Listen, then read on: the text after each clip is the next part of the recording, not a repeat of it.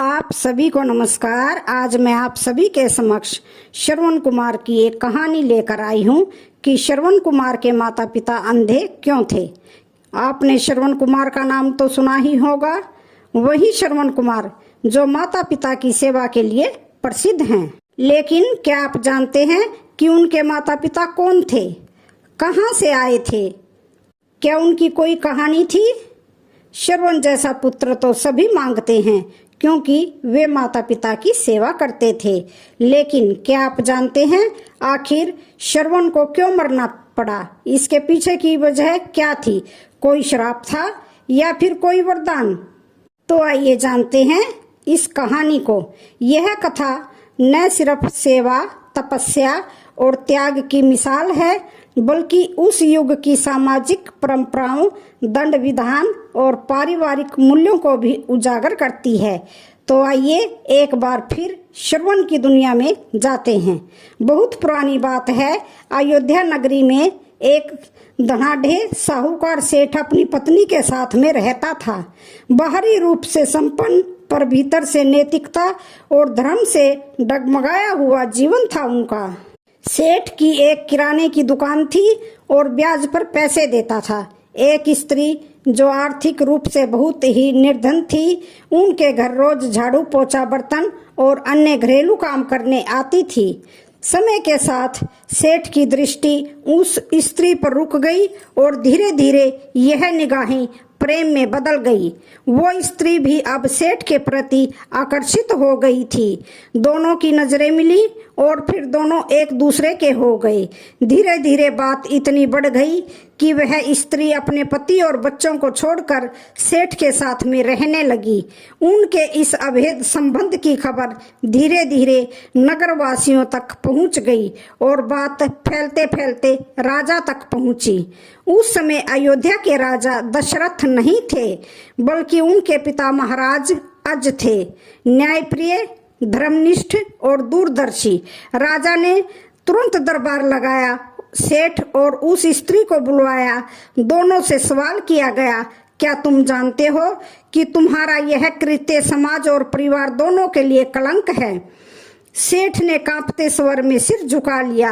हाँ महाराज, हमसे भूल हो गई, हम दोषी हैं। राजा ने उस स्त्री के पति को भी बुलवाया। उसने कहा, महाराज, अब मैं इस स्त्री को अपनी पत्नी के रूप में स्वीकार नहीं कर सकता। मेरे बच्चे छोटे छोटे हैं, मेरा जीवन बर्बाद हो गया है। राजा सोच में पड़ गए। कुछ क्षण मौन रहने के बाद उन्होंने एक कठोर पर न्याय उचित निर्णय लिया। इन दोनों की आंखें फोड़ दी जाएं, क्योंकि इन दोनों ने पाप की शुरुआत दृष्टि से की थी। यही दंड उपयुक्त है। और जैसे ही राजा की आज्ञा हुई, सैनिकों ने उनकी आंखों में गर्म सलाखें डाल दी। चीख पुकार मच गई, परंतु यही था उस युग का न्याय, सख्त पर सबक देने वाला। अब वह दोनों अंधे, लाचार और निष्कासित कर दिए गए। राजा ने कहा, इन जैसे लोगों का राज्य में रहना खतरा है। इनका अस्तित्व ही सामाजिक पतन का कारण बन सकता है। इन्हें राज्य से बाहर निकाल दिया जाए। वे दोनों जंगलों की ओर भटकते भटकते सरयू नदी के तट पर पहुंच गए। वहीं एक छोटी सी झोंपड़ी बनाई और जीवन गुजार करने लगे। पहल बहुत पीड़ा हुई, पर धीरे धीरे उन्होंने अपना मन ईश्वर में लगाया। बार बार पश्चाताप किया और तपस्या करने लगे। अंत में ईश्वर ने उनकी तपस्या को स्वीकार किया और उन्हें संतान के रूप में एक अद्भुत बालक का वरदान दिया। उस बालक का नाम था श्रवण। श्रवण बचपन से ही तेजस्वी, सेवा भाव से परिपूर्ण और अत्यंत संवेदनशील था। वह अंधे माता पिता की सेवा में सदा तत्पर लगा रहता था। उन्हें स्नान कराता, भोजन कराता, हाथ पकड़कर जंगल की सैर कराता, उनके दुख दर्द बांटता। कहते हैं कि श्रवण की सेवा देखकर वन के पशु पक्षी भी आश्चर्य में पड़ जाते थे। समय बीतता गया, श्रवण युवा हुआ, उसका विवाह हुआ, पत्नी आई। शुरू में सब कुछ ठीक चला, पर एक दिन एक घटना घट गई जिसने कहानी को मोड़ दिया। श्रवण की पत्नी माता पिता के लिए 2 प्रकार की खीर बनाती थी। एक थी मेहरी यानी खट्टे मीठे की खीर, और दूसरी दूध, चावल और मिश्री से बनी खीर। दिखने में दोनों एक सी, पर स्वाद में जमीन आसमान का अंतर। एक दिन श्रवण के पिता के हिस्से में अधिक गर्म मेहरी आ गई।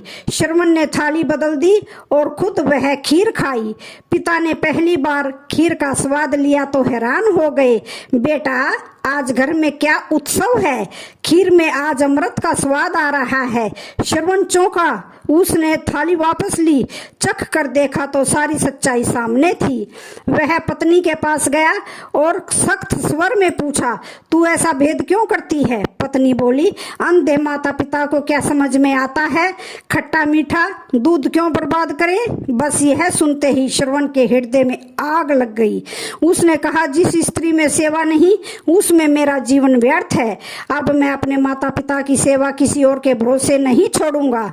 उसने 2 मजबूत बांस की लकड़ियों से एक कांवड़ बनाई और उस पर एक एक डोलची में माता और पिता को बिठाकर कंधे पर उठा लिया। वो निकला चारों धाम की यात्रा पर माता पिता के साथ, बिना किसी सुविधा के, बिना किसी साधन के, सिर्फ श्रद्धा, सेवा और भक्ति के बल पर। जंगल, पहाड़, नदियां सब पार करता गया। माता पिता को हर तीर्थ दर्शन कराता गया। उनकी खुशी ही उसका आशीर्वाद थी। यह कथा अब तक इतनी प्रसिद्ध हो चुकी थी कि देवता भी उसकी सेवा से चकित थे, पर नियति को कुछ और मंजूर था। एक दिन वह जंगल में सरयू के किनारे पानी भरने गया। उसी समय राजा दशरथ शिकार पर थे। झाड़ियों के पीछे से पानी भरने की छप छप की आवाज आई और दशरथ ने सोचा कि हिरन पानी पी रहा है और उसने हिरन समझकर तीर चला दिया। तीर सीधे श्रवण के सीने में लगा। वह तड़पते हुए गिरा और बोला, महाराज, आपने जो किया सो हो गया। अब एक विनती है, मेरे माता पिता अंधे हैं, प्यासे बैठे हैं, जाकर उन्हें जल दीजिए और यह बताइए कि उनका बेटा अब नहीं रहा। राजा दशरथ कांप गए। उन्होंने जैसे तैसे जाकर अंधे माता पिता को खबर दी। माता पिता का विलाप आकाश को चीर गया। उन्होंने श्राप दिया, हे राजा, जिस तरह हमारे पुत्र वियोग से तुमने हमें मारा है, ठीक उसी तरह तुम्हें भी अपने प्रिय पुत्र राम के वियोग में तड़प कर प्राण त्यागने होंगे। राजा दशरथ को वह श्राप जीवन भर खलता रहा और अंत में राम के वनवास में वही हुआ। श्रवण चला गया पर उसकी सेवा की गाथा अमर हो गई। कहा जाता है कि भगवान समय उन माता पिता को स्वर्ग ले गए और श्रवण लोक में आदर्श बन गया। सेवा भाव, त्याग, कर्तव्य और निष्कलंक पुत्र का प्रतीक। श्रवण की यह कथा हमें सिखाती है कि माता पिता चाहे जैसे भी हों, उनकी सेवा धर्म है। रिश्तों को टिकाने के लिए सहनशीलता सबसे बड़ी कुंजी है। प्रेम के साथ साथ कर्तव्य का निर्वाह ही मनुष्य को देवतुल्य बनाता है। पति पत्नी हो या पुत्र पालक, हर संबंध में त्याग और समर्पण अनिवार्य है। श्रवण जैसे पुत्र, जैसे सेवक, जैसे तपस्वी को बार बार प्रणाम। श्रवण था, है और हर उस दिल में रहेगा जहां सेवा, श्रद्धा और समर्पण का स्थान होगा। तो श्रवण कुमार के जन्म की एक और कथा प्रचलित है, जिसके अनुसार त्रेता युग में एक ऋषि थे। उनका नाम शांतनु था और उनकी पत्नी का नाम ज्ञानवंती था। उन दोनों के कोई संतान नहीं थी। एक दिन ऋषि और उनकी पत्नी घर के आंगन में बैठे थे। तभी ब्रह्मा ऋषि नारद जी प्रकट हुए। दोनों पति पत्नी ने नारद जी की खूब आव भगत की और सेवा की। उनकी सेवा से प्रसन्न होकर नारद जी ने ज्ञानवंती को आशीर्वाद दिए, सौभाग्यवती भवा, आयुष्मती भवा, पुत्रवती भवा। यह आशीर्वाद सुनकर ज्ञानवंती ने पूछा कि हे ऋषि, क्या तुम्हारा तीसरा आशीर्वाद भी सफल होगा? इस पर नारद जी ने कहा कि हे ज्ञानवती, ऋषि के कहे हुए शब्द कभी मिथ्या नहीं होते, लेकिन मेरी एक शर्त है, तुम्हें पुत्र प्राप्त करने के लिए दोनों को नैमिषारण्य वन में वर्ष तक ब्रह्मा जी की कठोर तपस्या करनी पड़ेगी। तब ऋषि और उनकी पत्नी नारद जी के बताए अनुसार नैमिषारण्य वन में जाकर ब्रह्मा जी की कठोर तपस्या की। उनकी तपस्या से प्रसन्न होकर ब्रह्मा जी ने उन्हें दर्शन दिए और वर मांगने को कहा। शांतनु बोले, हे प्रभु, मुझे पुत्रवान होने का वर दो। तब ब्रह्मा जी ने उन्हें कहा कि पुत्र अवश्य प्राप्त होगा, लेकिन मेरी एक शर्त है कि तुम्हारे घर में पुत्र होने पर तुम दोनों की नेत्र ज्योति चली जाएगी।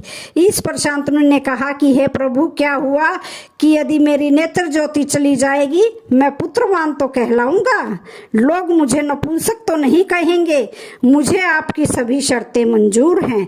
इस पर ब्रह्मा जी ने कहा कि मैं तुम्हें आशीर्वाद देता हूँ कि तुम्हें पुत्र प्राप्ति होगी, और यह भी आशीर्वाद देता हूँ कि तुम्हारे इस पुत्र का नाम संसार में युगों युगों तक याद किया जाएगा। बाद में शांतनु के पुत्र होने पर दोनों माता पिता की नेत्र ज्योति चली गई और वह अंधे हो गए। उस बालक का नाम श्रवण कुमार रखा गया। जब श्रवण को वशिष्ठ जी से अपने माता पिता के अंधे होने का कारण पता चला तो उन्होंने सब कहानी बता दी और फिर से ज्योति वापस पाने के लिए सभी तीर्थ कराने को कहा। जब श्रवण तीर्थ कराकर लौट रहे थे उसी समय ब्रह्मावाणी हावी हो गई और दशरथ जी के द्वारा श्रवण की मृत्यु हो गई। तो आपको यह कथा कैसी लगी? आज की कहानी का यहीं पर समापन होता है। वीडियो अच्छी लगे तो चैनल को लाइक शेयर सब्सक्राइब जरूर करें। धन्यवाद।